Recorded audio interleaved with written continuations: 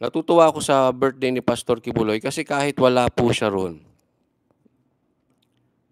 ah, alam niyo po, yung yung gusto niyang magbigay ng ngiti, sa mga bata, kabataan, grabe po. Ito po, alam niyo kahapon, alam niyo kung sino ang bida? Bida ang saya. Pasensya na po waxy sa parang, Jollibee ang dating, 'no? Pero totoo, bida ang saya. 'Yun ang totoong bida. Aurea Haway, maraming salamat po sa kusang loob at sa pag-sponsor ng live na 'to. Hindi po si Pastor Kibuloy ang bida, hindi po kung yung mga vloggers, hindi po. Bida po ang saya. Kasi nakita ko, kaya nga ako tinanong, paano mo made-describe, yung birthday ni Pastor Kibuloy? Alam mo sagot ko, authentic. Authentic joy yung nakikita ko sa kabataan. Alam mo, nakikita ko na ngayon ang puso ni Pastor Kibuloy. Ang dami niya palang inampon, ang dami niyang tinutulungan, ang dami niyang pinag-aaral, binihisan, pinapakain. No? Kahit si Pastor Kibuloy ay walang asawa, parang napakadami niyang anak. Dami niyang tinutulungan.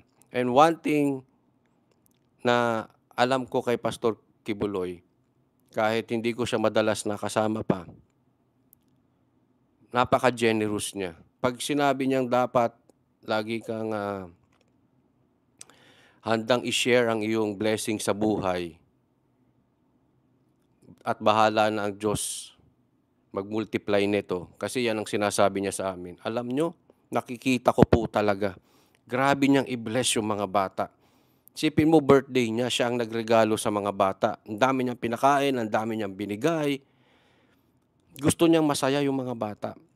KitKat, maraming salamat po. Kaya nga, alam mo, sabi ko, you can talk all Bible you want sa mga tao. You can talk all Bible. I may disagree sa mga religious beliefs ng KOJC, but I see the walk. I see the walk in the talk. Yung lakad Kristiyano, nakita ko eh. Yung, yung parang walang tigil na pagtulong. Fetan, maraming salamat po sa kusang loob at sa pag-sponsor ng live na to. Very generous. Kasi madali mag-discuss ng Bible para ka lang pariseyo eh. Di ba yun yung sinasabi ko? Sino bang nagpako sa Diyos kay Jesus? Yung mga pariseyo. At pagtatanungin nyo, yan yung mga matatalino sa Bible. And yet, makasarili. Maraming nagsasabi eto weakness. Tingnan mo ang isang tao, kung siya ay Kristiyano, hindi dun sa laman ng alam niya sa Bible. Tingnan mo kung paano niya i-handle ang pera. Kasi marami po, pagdating sa pera, bagsak. At ang nakita ko kay Pastor Kibuloy, kung ano man ang meron, binibigay niya. Tita nyo, na-interview ko yung mga kahapon nandito sa paligid. Pinag-aral, bata pa lang, nandito na. Yung iba, since birth, yung iba, 5 years, 10 years. Inalagaan, pinag-aral, binihisan, pinakain, pinatira, lahat. Hanggang kahapon, may problema siya kasi nga dito sa warrant, pero nagtuloy pa rin ang birthday niya. Anong ginawa niya? Siya pa rin ang namigay. Siya namigay. Kaya nga sabi ko, sabihin nyo na kung anong gusto nyo sabihin kay Pastor Kibuloy. Ako nakita ko kasi, hindi lang nakita na experience ko yung generosity. Yes, I may disagree sa kanyang religious beliefs, but ang importante,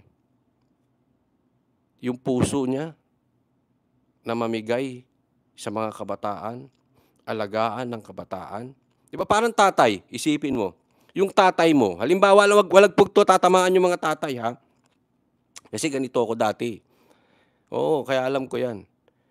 Ikaw yung binabible mo yung anak mo, tinuturuan mo ng Bible. pero hindi ka naman nagpo-provide sa kanila. Anong iisipin ng anak mo? Oh, hindi po ako naninisi kasi na-experience ko 'yan, ganyan ako dati. Sabi ko, malino, Bible ka ng Bible, turo ka ng turo, hindi ka naman nagpo-provide ng maayos sa pamilya mo. Pero ito, I may disagree, gano'n naman, ayoko i-tackle yung religious. Pero I see Jesus, I see Christianity in him. Bigay niya yung puso niya, yung buhay binigay niya. Dito sa kabataan, isipin mo walang asawa, mahirap yun. Tapos marami kang aalagang anak, marami kang pinag-aaral, marami kang pinapakain.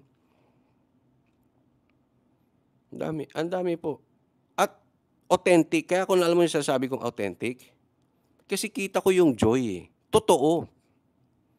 Sa lahat po, wala akong nakita na member nila na mayabang. Lahat po sila kontento, makikita mo sa isang lugar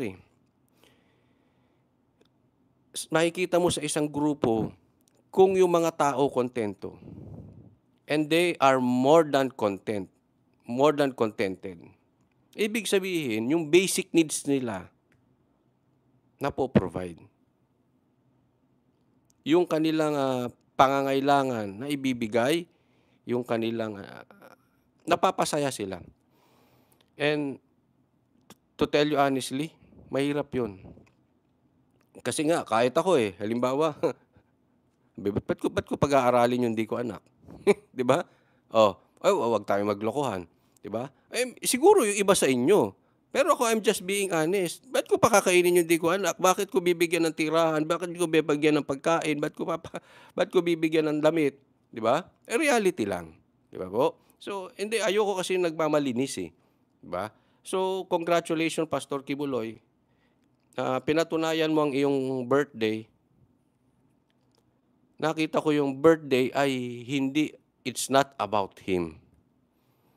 It's about sa saya. Kaya yung birthday ni Pastor Kibuloy, bida ang saya. Congratulations po at natutuwa ako sa mga napasaya niya. Na kabataan, nung sabi ko lang sa kanila, mag-aaral kayo mabuti ha. Kasi andyan na yung opportunities Mamaya hindi pa kayo mag-aral mabuti. Kasi marami rin akong kakilalang ganyan na mga kabatch kong kabataan, wala daw pera nung pinag-aral. Wala rin. Nagloko rin. Kaya sabi ko, dyan na yung opportunity, grab nyo na ha. Huwag nyo sabihin wala kayong pinag-aaral na kayo, mag-aaral na lang. So yun po.